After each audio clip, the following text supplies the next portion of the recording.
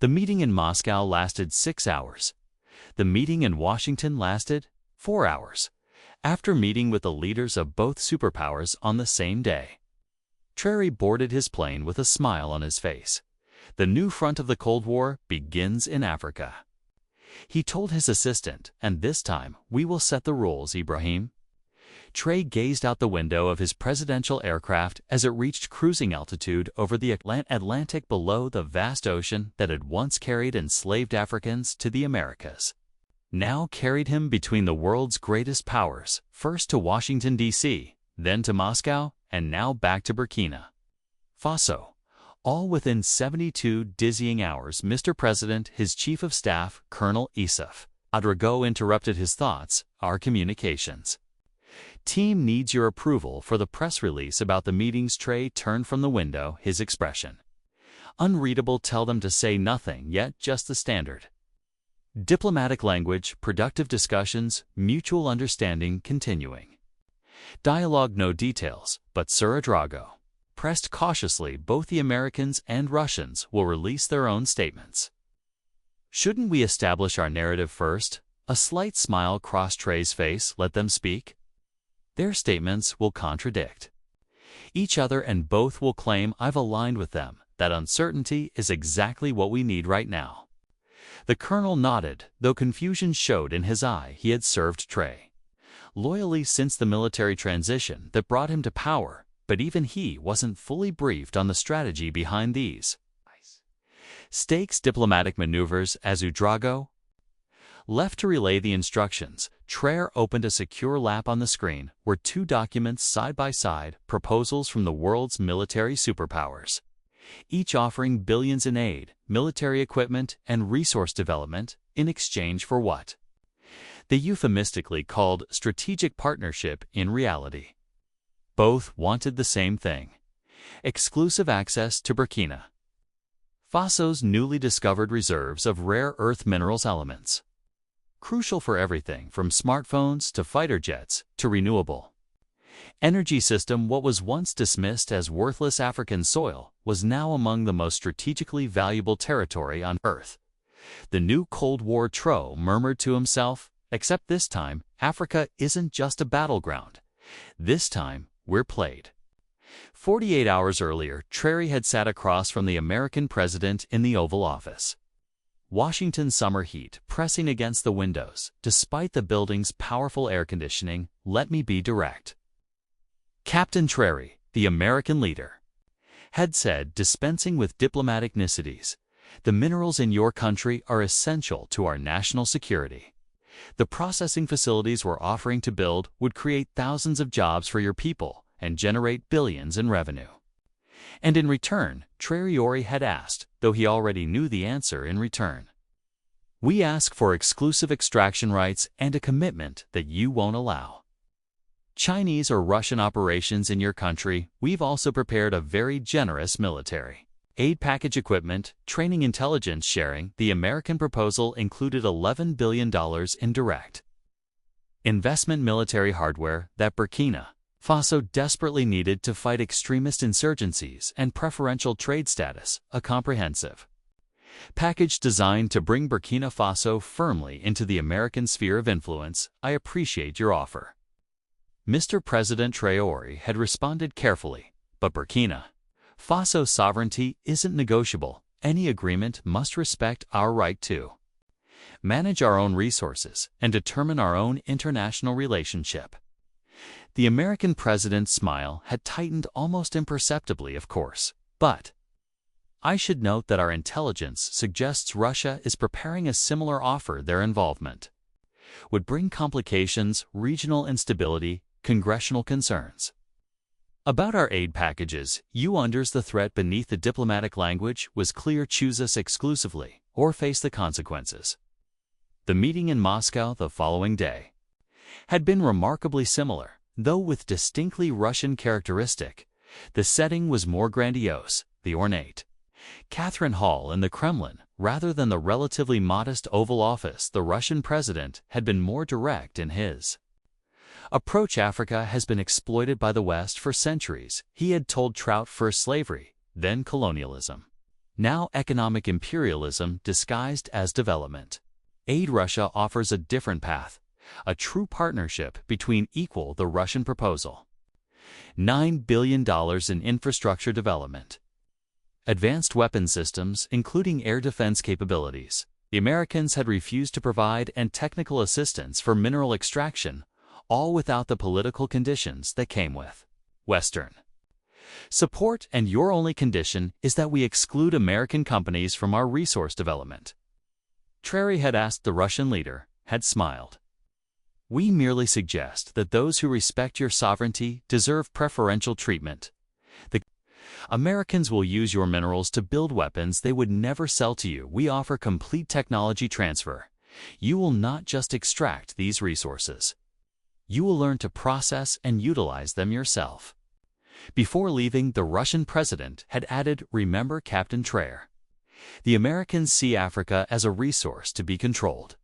We see a continent of equals rising to its rightful place in a multipolar world." Now flying back to Burkina Faso, Traoré reflected on the similar scripts with different rhetoric. Both superpowers viewed Africa's rare earth minerals as a zero-sum game.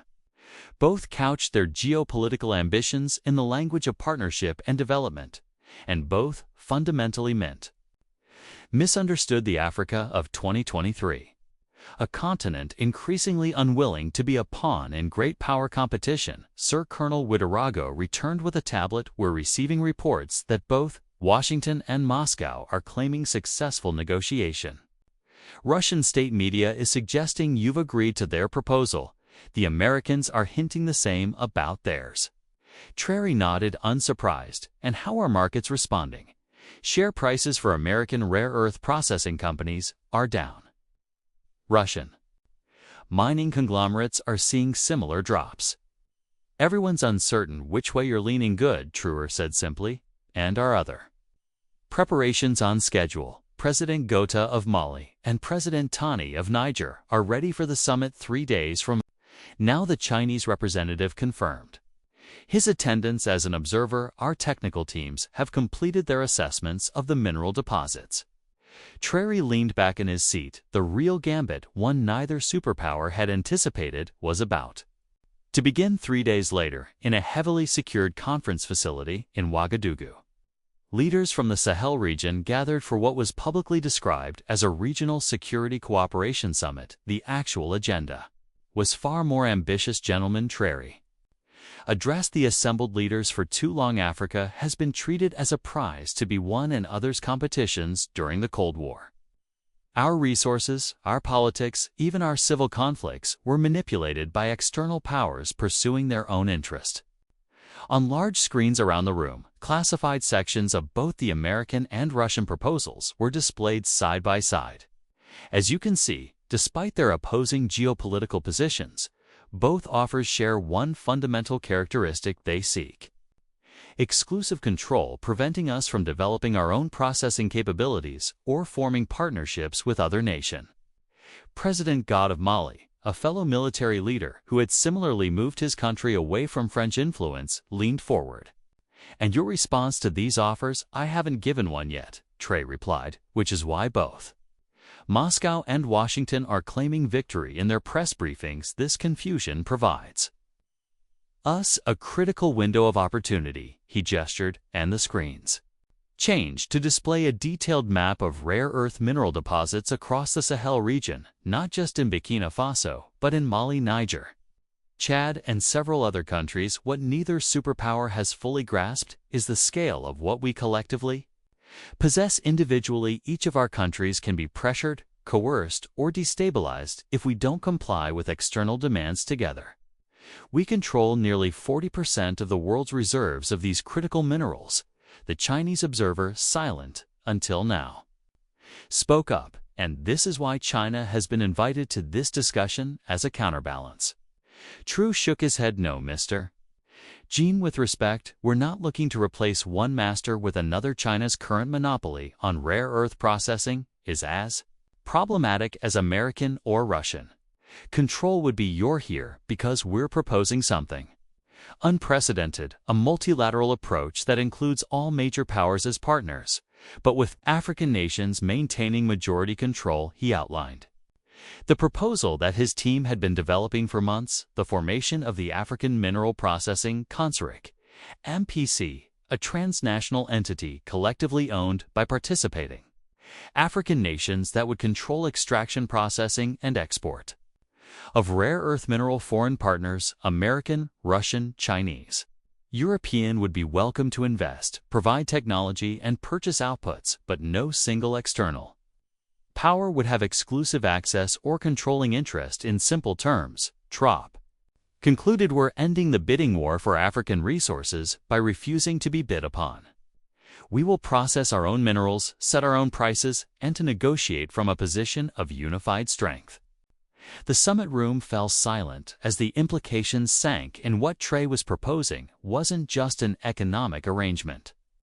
It was a fundamental restructuring of geopolitical relationships that had defined Africa since colonial times. President Tani of Niger was the first to speak. The resistance will be significant, not just diplomatic pressure, but potential destabilization efforts, support for opposition groups, perhaps even military intervention disguised as counter-terrorism operations. Yes, true, acknowledged, which is why the security component of our alliance is equally important. Our combined forces, properly coordinated and equipped, can secure these resources against non-state actors, and the strategic importance of these minerals gives us leverage against state-sponsored timer interference. The discussion continued for hours, addressing financing mechanisms, technical challenges, security cooperation, and diplomatic strategy. By evening, a framework agreement had been drafted, the Ouagadougou Protocol, establishing the foundation for what might become the most significant Pan-African economic initiative since independence. As the summit concluded, the Chinese representative approached Traoré privately. Beijing will not be pleased to lose its processing monopoly, he said bluntly, but there may be room for a special bilateral arrangement between China and Burkina Faso that preserves your leadership's personal interests. The implied bribe was clear. Traoré's response was equally direct: Mr. Jiang, the era when African leaders could be bought to betray their country's interests is ending. Please convey to Beijing that we seek partners, not patrons. The response from Washington and Moscow came swiftly. As anticipated, both expressed serious concerns about the Ouagadougou Protocol. The American Secretary of State issued a statement questioning the economic viability of African-led mineral processing. Russian commentators suggested the initiative was secretly backed by Western interests seeking to undermine Russian-African cooperation. Within days, more concrete pressures emerged. International financial institutions suddenly raised concerns about proscription externalities about Burkina Faso's creditworthiness. Intelligence reports indicated increased funding to opposition groups. Military advisors warned of unusual movements by non-state armed groups near key mineral deposit 10 days after returning from Washington and Moscow. Traoré convened his National Security Council in the secure underground facility beneath the presidential palace. The Americans have frozen our accounts in New York, reported Finance Minister Kaber. The Russians have delayed previously agreed weapons shipments.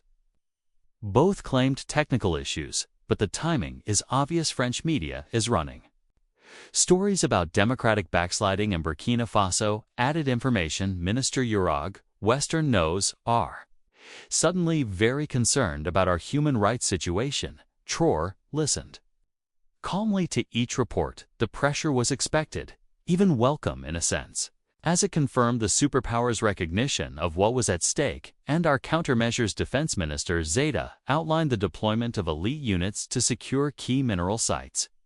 Foreign Minister Dira described diplomatic outreach to potential allies: India, Brazil, Turkey, South Africa, nations with their own complex relationships with the great powers and potential interest in breaking monopolistic control of critical resources. Most importantly, Technology Minister Sankarat presented the progress of Burkina Faso's first rare earth processing facility. a pilot project developed quietly over the past year with technical assistance from South Korean experts who had helped their own country break free from dependence on Chinese processing. The facility is small but functional, Sankara explained, enough to demonstrate our capacity and produce samples for potential buyers. We've already received inquiries from Japanese and German manufacturers eager to diversify their supply chains. Tro nodded in satisfaction. The superpowers believe they're calling our bluff. They expect economic pressure to force us back to the negotiating table, willing to accept exclusive terms. When they realize we have alternatives both for processing technology and for buyers, their approach will change. The crisis escalated over the following weeks. Western media outlets ran stories questioning the stability of Sahel governments. Humanitarian organizations reported on refugee movements that mysteriously coincided with mineral-rich region. Financial analysts published dire predictions about resource nationalism leading to economic collapse. Then came the most dangerous developments. Satellite imagery revealed unofficial military encampments appearing near Burkina Faso's borders.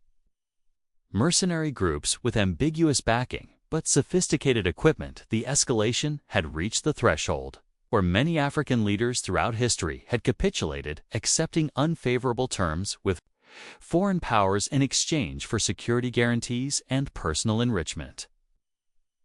It was a well-established playbook that had kept the continent's resources flowing outward for generations, but Trao had anticipated this phase while publicly maintaining a calm diplomatic posture. He had spent months preparing alternative security arrangement. Joint military exercises with neighboring countries secured borders. Intelligence sharing with unlikely partners, including Turkey and the United Arab Emirates, provided early warning of mercenary movement, most surprisingly to foreign observers. Traub leveraged something few had recognized: competition between private military contractors themselves by selectively engaging Russian Wagner Group elements. To train Burkinabe special forces, he effectively deterred Western-linked mercenary operations, creating a security stalemate that foreign powers couldn't easily penetrate. The turning point came for months after the diplomatic whirlwind between Washington and Moscow at a technology exhibition in Seoul, Burkina Faso, unveiled the first commercially viable rare earth metals processed entirely in Africa. The samples, neodymium, dysprosium, and other elements crucial for advanced technology, were small but symbolically enormous. More significant than the materials themselves was the presence of purchasing representatives from major technology manufacturers, companies whose supply chains been completely dependent on Chinese processing and who now saw in the African Minerals Processing Consortium an opportunity to diversify their sources for these critical components. "We're not excluding anyone," Trop told reporters at the exhibition. "American companies, European firms, Chinese manufacturers, all are welcome to purchase our processed materials. What we won't accept is monopolistic control of our resources or processing capability." The message was clear. Africa was no longer presenting itself as territory to be claimed in a new Cold War, but as an independent player with its own leverage in the global economy. Gradually, the approach of the superpowers began to shift. The American Assistant Secretary of State for African Affairs arrived in Ouagadougou with a revised proposal, still seeking preferential access but no longer demanding exclusivity. Russian negotiators similarly adjusted their position, emphasizing technology transfer rather than control. Even China, recognizing the threat to its processing monopoly, engaged more constructively, offering to invest in larger-scale African facilities as a minority partner. 6 months after his diplomatic gambit between Moscow and Washington, Ibrahim Traoré stood at the opening ceremony of the first major rare earth processing facility in Burkina Faso. Around him were leaders from across the Sahel, representatives from technology companies spanning 4 continents, and diplomatic envoys from global powers who had been forced to reassess their approach to African resources. The old Cold War treated Africa as a chessboard where superpowers moved their pieces, Tro said. In his address, villages became pawns, nations became squares to be captured, and African resources fueled conflicts we did not create for purposes that did not benefit our people. He gestured to the modern facility behind him, a complex of buildings that would process the minerals that powered smartphones, electric vehicles, renewable energy systems, and advanced military technology. This facility represents a new paradigm. We are not aligning with East or West. We are not choosing sides in others' geopolitical competitions instead. We are choosing ourselves, our development, our sovereignty, our future. The international press dubbed it resource diplomacy, a strategy that leveraged Africa's natural wealth not just for economic gain, but to fundamentally alter geopolitical relationships. Political scientists noted similarities to OPC's transformation of oil politics in the butt, with a critical distinction. While OPEC controlled extraction, the African Mineral Processing Consortium controlled both extraction and processing, the critical value-added step that had historically taken place outside Africa. In Washington, Moscow, and Beijing, intelligence agencies and policy think tanks scrambled to update their assessments of African relations. The assumption that African nations could be pressured, bribed, or coerced into exclusive arrangements was being challenged by a new generation of leaders who understood the strategic value of their resources in an increasingly resource-constrained world. For Ibrahim Traoré, the success of his dangerous balancing act between superpowers was measured not in geopolitical terms, but in the practical outcomes for his people. The processing facility employed thousands directly, with thousands more in supporting industry revenue from mineral exports, now capturing the full value chain rather than merely the raw extraction-funded schools, hospitals, and infrastructure. Most importantly, the regional security cooperation necessitated by the Mineral Consortium had reduced the influence of extremist groups that had plagued the Sahel for decades by removing the implausibility of superpowers supporting different factions. To secure resource access, Traoré had inadvertently created conditions for greater stability. 1 year after his marathon diplomacy between Washington and Moscow, Traoré welcomed a delegation of young engineering students to the presidential palace. They were the first graduates of the new Technical Institute of Mineral Science, trained specifically for management and operations of the processing facilities. He told them, represent the true victory in our resource diplomacy, not the buildings, not the international agreements, but the knowledge and capability now embedded in our people. A young woman raised her hand.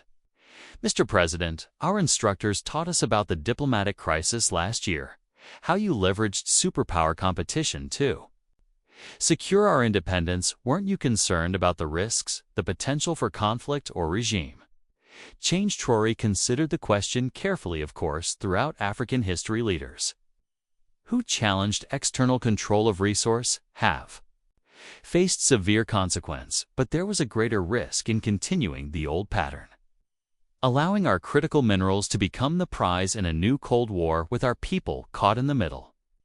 He paused, then added, the Cold War never truly ended. For Africa, it simply changed form. Foreign powers continued to compete for our resources, support different factions in our conflicts, and ensure we remained providers of raw materials, rather than participants in the value chain. By refusing to choose sides, by making all powers compete on our terms, instead, we've begun to change that fundamental dynamic. As the students departed, Traoré's chief of staff approached with a tablet displaying breaking news. Another African nation had announced the discovery of significant rare earth deposits and requested membership in the consortium. The economic and geopolitical model pioneered in Burkina Faso was spreading. The Americans are calling, Ouedraogo said, and the Russians and the Chinese all want to discuss partnership opportunities with the expanded consortium. Traoré smiled slightly. Schedule calls with all of them the same day, back-to-back. The strategy that began as a desperate gambit was now a position of strength. The new front of the Cold War had indeed begun in Africa, but for the first time Africans were writing the rules of engagement. In his private journal that evening, Traoré wrote a reflection. that would later be cited in international relations. Textbook superpowers think in terms of global chessboards with countries as pieces to be. Captured or controlled Africa's future depends on our ability to stop being pieces in their game and start being players in our own right. The Cold War had returned to Africa, but this time Africa had returned the favor, transforming great power. Competition from a threat into an opportunity, leveraging geopolitical rivalry into developmental advantage through a dangerous but ultimately successful balancing.